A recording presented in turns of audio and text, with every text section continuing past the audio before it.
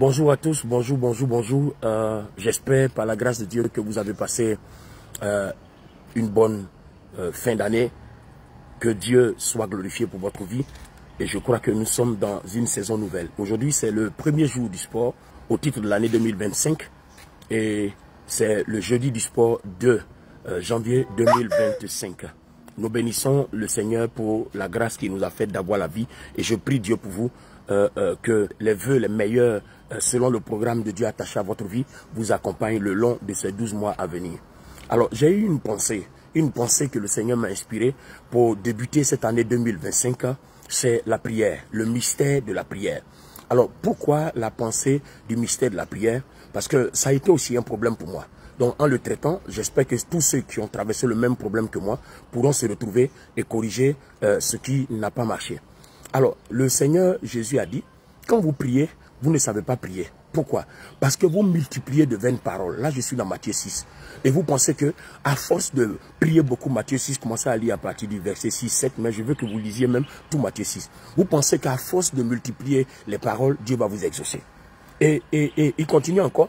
Et puis il dit, avant même de venir en prière, votre Père céleste sait de quoi vous avez besoin. Mais les amis, une première préoccupation. Si Dieu sait de quoi nous avons besoin, pourquoi il est nécessaire d'aller prier? Vous voyez, voilà, c'est là le problème. Parce qu'en fait, nous n'avons pas encore compris qu'en fait, la prière ne consiste pas à aller soumettre nos besoins à Dieu pour soumettre Dieu à notre projet et à un programme qui vient de nous. Mais la prière consiste à aller nous soumettre au projet de Dieu, à un programme de Dieu attaché à notre vie. Parce que Dieu nous a créés pour quelque chose. Donc c'est très important. Nous ne pouvons pas aller devant Dieu, chercher la face de Dieu et commencer à prier si nous ne savons pas quel est le plan de Dieu attaché à notre vie. Pourquoi il a plu à Dieu, toi, c'est-à-dire moi, de m'envoyer, de t'envoyer sur terre, et puis il n'a pas envoyé quelqu'un d'autre à ta place. Pourquoi il a permis que tu naisses dans une famille pauvre, l'autre est né dans une famille riche, etc., etc. Certainement même tu n'es pas né dans une famille pauvre, mais c'est certainement peut-être ton père et ta mère qui n'ont pas compris comment parvenir à la richesse. C'est pour ça que tu es né comme ça. Alors si tel est le cas, ça veut dire que c'est par toi que Dieu va ouvrir leurs yeux pour qu'il y ait repositionnement dans leur vie. Alors, le cas de Jérémie, par exemple, Jérémie, le chapitre 1, quand nous lisons le verset 1 jusqu'au verset 5, il dit à Jérémie, avant même que tu fusses formé du sein de ta mère, je te connaissais et je t'avais prédestiné prophète des nations. Alors, ce passage-là, on l'avait mal compris à l'époque parce que prédestiné prophète des nations, c'est juste pour comprendre que chaque être humain qui naît a un programme de Dieu attaché à sa vie. Très important. Un programme de Dieu attaché à sa vie. Et nous pouvons lire la version Bible du Semeur dans, par exemple, Éphésiens, le chapitre 1, les versets 1 jusqu'à 4 et les versets 4 jusqu'à 10. Vous voyez, qui dit que nous sommes bénis de toutes sortes de bénédictions dans les lieux célestes en Christ, en raison de notre union avec Jésus. Et quand vous arrivez jusqu'à entre le verset 4 et 10, il dit, toutes ces choses-là ont été prédestinées pour nous avant la fondation du monde. C'est-à-dire qu'avant même que Dieu crée le monde, toi et moi, Dieu nous avait déjà choisis. Donc, il a attaché à nos vies quelque chose que nous devons accomplir. Et c'est cette chose-là que Dieu veut que nous allons porter en prière. Parce qu'il dit, je connais les projets que j'ai formés sur vous. Projets de paix et de bonheur, non de malheur. Afin que toi et moi, on ait un avenir sur cette terre et de l'espérance. Vous voyez?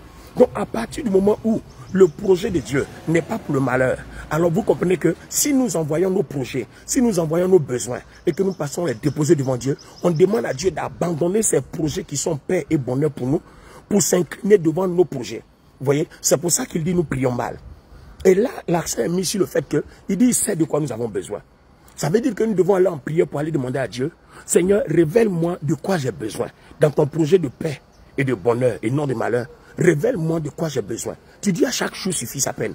Ça veut dire ne nous préoccupons pas du lendemain, car le lendemain lui-même se préoccupe de lui-même, car tu as déjà tout prévu. Vous voyez? Alors, regardez les amis. Je prends, allons-y lire Exode. Non, pardon, Genèse, voilà. Genèse, le chapitre 37. Allons-y vers les versets 9 et les versets 10. Vous voyez que Jacob avait ses enfants et il y a un qui s'appelle Joseph. Joseph va avoir des songes.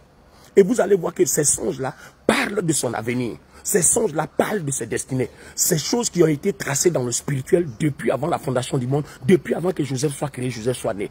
Donc, ce qui concerne sa vie, Dieu le lui a révélé.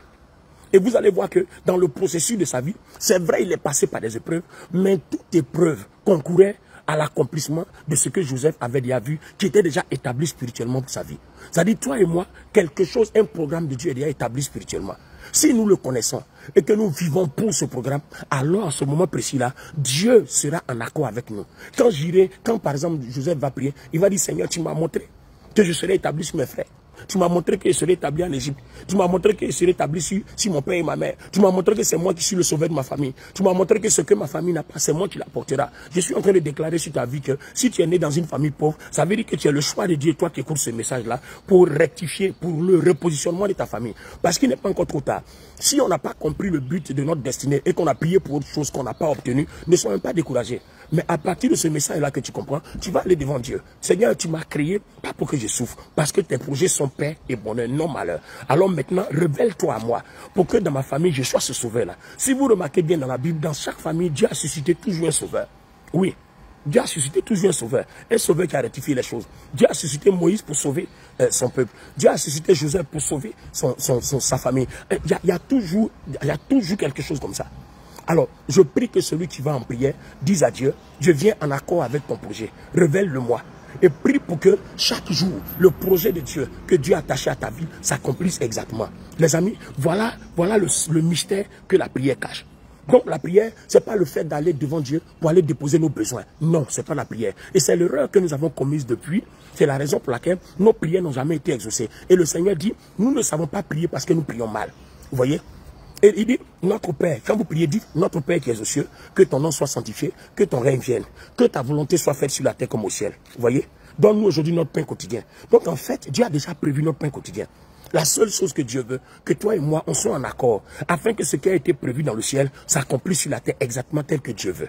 Alors les amis, voici la première partie du mystère de la prière. Je crois qu'à partir de cet instant, et depuis que Dieu m'a fait la grâce de comprendre ce mystère de la prière, ma vie de prière a changé.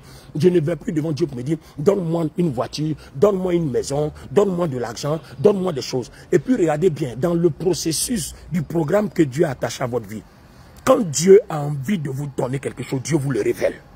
Oui, Dieu vous le révèle. Même si Dieu veut te donner l'argent, il vous le révèle. Pourquoi Élie a dit à Élisée, si tu as vu ce que tu as reçu? Ce que Élisée a vu, c'est ce qu'il a demandé et c'est ce que Dieu lui a donné. Donc, quand dans vos prières, vous avez des révélations, par exemple, vous avez des songes, vous avez des visions. Si vraiment ces songes, ces révélations sont des visions qui viennent de Dieu, portez-les dans la prière. Dieu va les réaliser. Voilà une autre partie du mystère de la prière que nous allons attaquer par la grâce de Dieu. Aujourd'hui, nous sommes jeudi, par la grâce de Dieu, le samedi du sport. Alors, merci à vous de m'avoir suivi. On va traiter ce sujet-là doucement, doucement. Il est tellement important parce que celui qui réussira à décrypter le mystère de la prière, tu vas voir que ta vie va changer. La gloire de Dieu va te remplir, la puissance de Dieu. Les choses vont commencer à se déverrouiller devant toi. Tout simplement parce que tu as compris qu'en fait, on va dans la prière pour être en accord avec la volonté de Dieu, avec le programme de Dieu.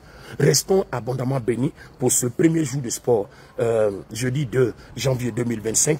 Et nous reviendrons par la grâce de Dieu le samedi pour continuer la suite sur le mystère de la prière. On n'est qu'en acte 1 et le samedi, on sera en acte 2. Nous allons le développer petit à petit, parce que si nous savons prier, nous avons déverrouillé notre vie. C'est une grande clé que nous aurons. Restons abondamment bénis. C'était votre serviteur, le docteur Olivier Boni, depuis Abidjan, Côte d'Ivoire. Je ne suis pas en France, je suis arrivé depuis il y a à peine demain. Oh oui, aujourd'hui, jeudi, ça fait une semaine que je suis en Côte d'Ivoire. Alors pour tous ceux qui ont besoin de rencontres avec moi, on peut se croiser à l'église aux Deux Plateaux. C'est à la rue K42, porte 121. C'est sur le boulevard Latry, derrière la station Oilibia, enfin Ola. C'était anciennement Oilibia et tout le monde connaît ça comme ancien mobile. Voilà, c'est quand vous venez d'Angré, c'est après Sokosé. Et quand vous venez de Cocody, c'est après Lena. Vous allez voir la station Ola. Et derrière, vous allez voir des cours de tennis. L'église est juste là. Vous allez voir les églises sources de vie, CSVJ, CAN, communauté source de vie en Jésus-Christ, Alliance Nouvelle. Voilà, nous sommes là.